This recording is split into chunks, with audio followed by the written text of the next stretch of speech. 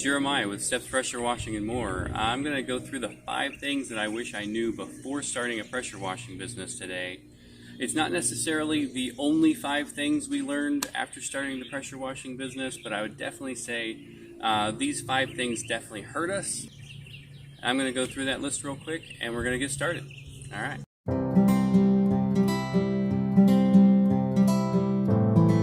All right, number 1 is when and how to market your business. When we first started out, we had a handful of flyers, a couple of magnets for the truck, and I bought 6 yard signs. I think I spent in total maybe $300 to start out our marketing process, and it was nowhere near enough to actually get the business coming in that we were looking for. Another thing too is because I only spent money to buy 6 yard signs, I held onto those yard signs like they were gold.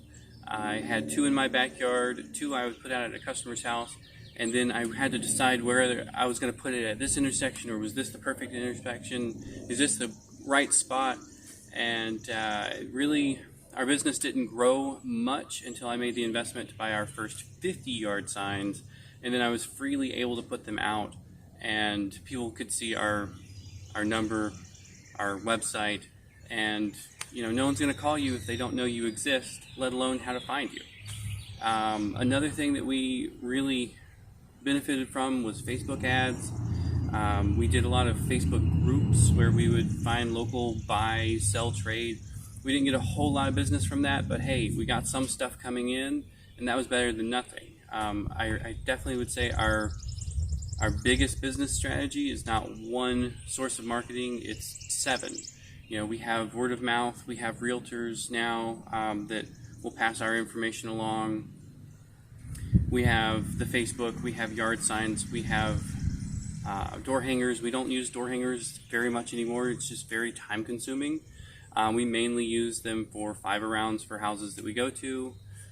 When we first started out, that was our only form of advertising, was going through neighborhoods and putting them on people's doors. I learned very quickly one day, I spent about 2 hours on a very large neighborhood putting flyers on mailboxes, putting those door hangers on every mailbox flag, and on my way back through the subdivision, I saw the mailman coming through taking down every single flyer. I stopped and asked him, I said, hey, what's going on? He said, you can't hang these on the mailbox. You have to go up to the door. And I learned very quickly that day. It was a very costly time mistake, but we learned you have to walk up to the door. That's one reason why we don't do flyers as much as we used to. But Google Ads is one that I have definitely not mastered yet, but I understand the importance of it. So I would say don't have one marketing strategy, have 5, have 10, have multiple lead sources coming through. That would be my best advice on how to market. When to market is always. When we first started our first year, we would have those high and lows. Every other month we would do very well. And that was because when I was out pressure washing consistently, I wasn't going out with the flyers. I wasn't putting out yard signs. I was going out and getting the job done and getting to the next job. And then the next month we paid for it. And then I had tons of time, and all I was doing was going out, putting out yard signs, putting out flyers, and trying to get leads coming in through Facebook. And then the month after that, we were too busy to advertise. And it took me a few months before I figured out that was what was going on. And I have to really factor in the time to advertise around the neighborhood that I'm working in each day, so that I'm able to get more leads for next month while I'm busy this month. And it is not a seasonal job here in North Carolina. We do all 12 months. I think the only month that we really don't see a lot right now is December, and that might just be because I've been so busy in November's, I wasn't really doing all that much advertising. But we do 12 months a year. Our gutter cleaning picks up around October, and it doesn't really slow down until March.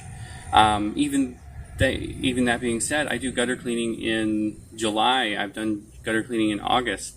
It is never not needed.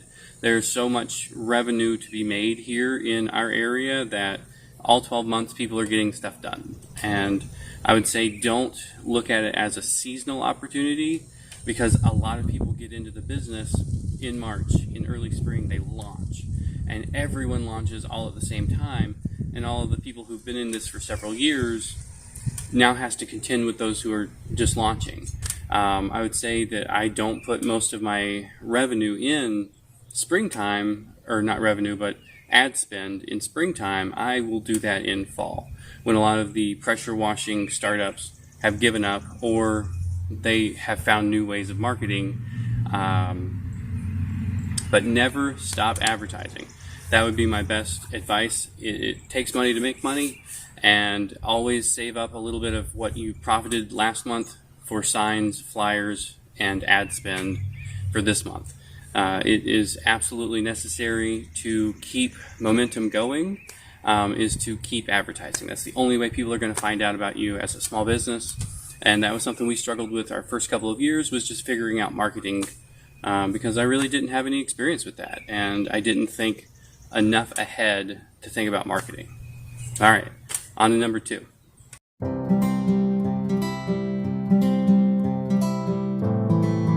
All right, number 2.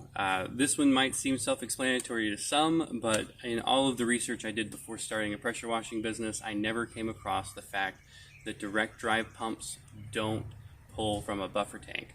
And I'll say that one more time. Direct drive pumps do not pull from a buffer tank. Belt drive and gear drive pumps will pull from the buffer tank. If you are running a direct drive pump, you have to be able to force feed enough water to power that size pump. We run a 4 gallon per minute pump, so we have to have 4 gallons per minute going into the pump with pressure from another source. Luckily, around here, everyone's on city water, but we do run into the occasional job that we have to turn down because there's not enough water coming out of the hose at that house. If we wanted to, we could do a gravity fed, where I put a tank in the back of the pickup truck and have it gravity feed down. That is an option, but I think for an extra couple $100, we could have gotten a belt drive or a gear drive pump on our machine, and we wouldn't even have to worry about that. Another thing that you have when you don't have a buffer tank is you don't have the bypass running from your unloader, constantly circulating water through the pump, so that you don't have to always stay on the trigger. So if I wish I had known that, and I think that has definitely hurt us over our first few years.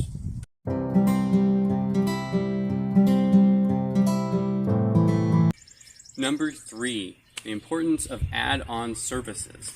Our go-to add-on service is gutter cleaning, and I think that has a huge market in our area. A lot of people don't want to do gutter cleaning because it's dirty, and they don't like ladders, and it's just very time-consuming. So they're willing to pay to have someone clean their gutters out. But what I think is really important is if you have a pressure washing business and you're already going to a customer's house, you've already spent the gas there, you've already paid for insurance for this month, you already have a trailer, you already have a truck to pull the trailer, you're already there, you're already ready. All you have to do is throw the ladder on the side of the house and start cleaning out the gutters. There is a little bit more equipment for gutter cleaning, but after that initial investment, it's almost all profit coming back in. So if you can add that on to your existing service, it's a synergistic, I think is what they call it. The synergies work together so that you're adding straight profit back into the business.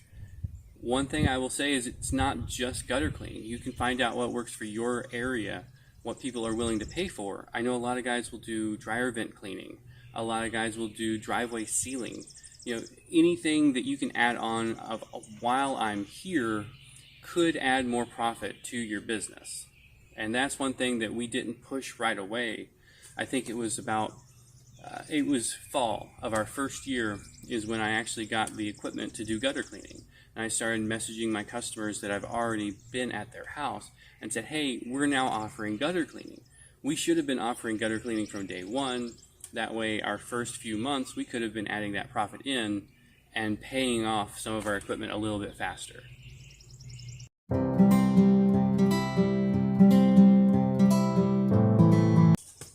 Number 4, Google Voice is not a good alternative to an actual phone with a phone line. When we started off, I decided to go the cheap route and used the free Google Voice service. I got a phone number, everything was great, and we ended up getting a glitch here and an update there, and it started really showing signs of not being very reliable. If I was not at the house connected to the Wi-Fi, I would get a phone call, I'd answer it, they couldn't hear me, I couldn't hear them. It was very unprofessional. I actually believe I lost a realtor connection because every time she called me, I couldn't talk to her, and then I ended up calling her back on my personal line, which is a different area code, and I think it just came across as very unprofessional. We had for a little while, I actually don't know how long it was happening, but we got an update, and then it changed some of our settings to where when someone would call in, it would say, please say your voice, or please say your name, and I'll let them know you're calling. So our phone was never ringing because people weren't completing the process of the Google Voice screening function, and we didn't even know we were screening their calls. And when someone's calling just to get a quote, they don't really want to go through any hassle. They want to go ahead and call you, have someone answer, give you a quote, and they go on about their day. And it just really wasn't the image that we were going for. So after probably 9 months of being in business, we went down to our phone company that we use personally. We added a line on. It was $25 a month, and since then I've never looked back. That was a pretty big mistake, and I don't know really how much revenue we lost because our phone, sometimes I would just get a voicemail. It would never ring, and sometimes it would ring and then I couldn't talk to them, or they would call and they couldn't talk to us. So it was really not a good situation for a professional business. And if you're thinking about using Google Voice, I would definitely recommend just coming up with a little bit of extra money and signing up for an additional line onto your current phone service.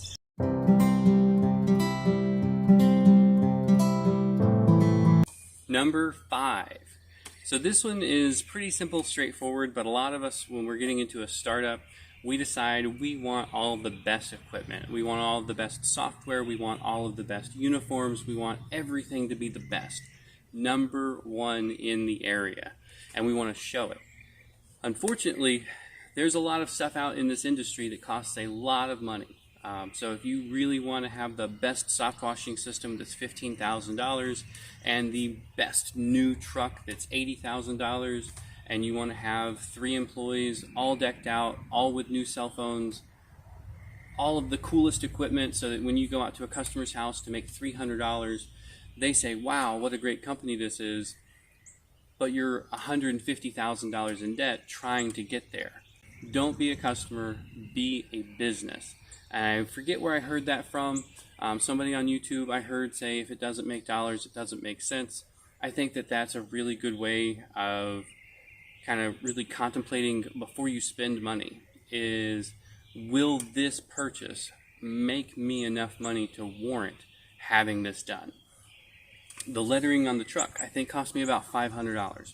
Will that lettering bring in $500 additional in revenue within a decent amount of time?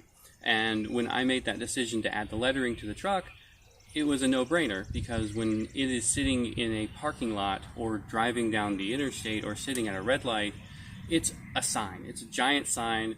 It's like a yard sign that someone can't come pick up and throw away. And I think that it has definitely paid for itself within the first few months. As well, when you pull up with a nicely lettered truck into someone's driveway or onto the street, while you're washing a house, instead of having a small 12 by 18 yard sign in the yard, you have your truck with a 12-foot sign sitting right there for everyone to see.